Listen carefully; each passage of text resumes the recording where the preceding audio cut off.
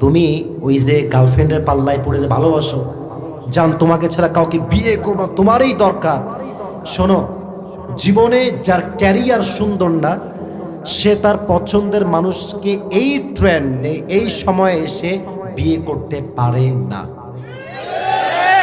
কথা বুঝলে বুঝপাতা, না বুঝলে বুঝে শুনবা। তোমরা দেখবা আজকালকার মেয়েরা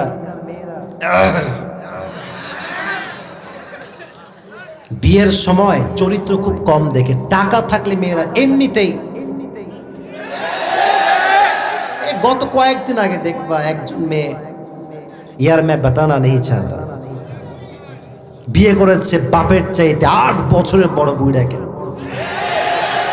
তো বলছে, এটা তুমি কি করলা, কেন বিয়ে করলে এরকম দাদাকে?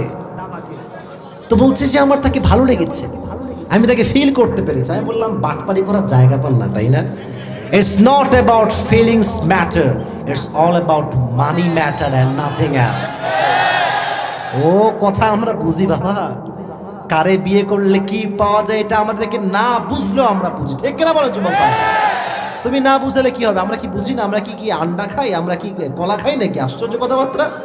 আমাদের কথা একটা, টাকা দেখে বিয়ে করলে টাকা পাবেন, সুখ খুঁজে পাবেন না। আর চরিত্র দেখে বিয়ে করবেন, টাকাও পেতে পারেন আর মনের সুখটা আপনি ডেফিনেটলি খুঁজে পাবেন। এখন বলো, জীবনে কি টাকা বেশি জরুরি না মনের সুখটা বেশি জরুরি? মনের সুখ বেশি জরুরি।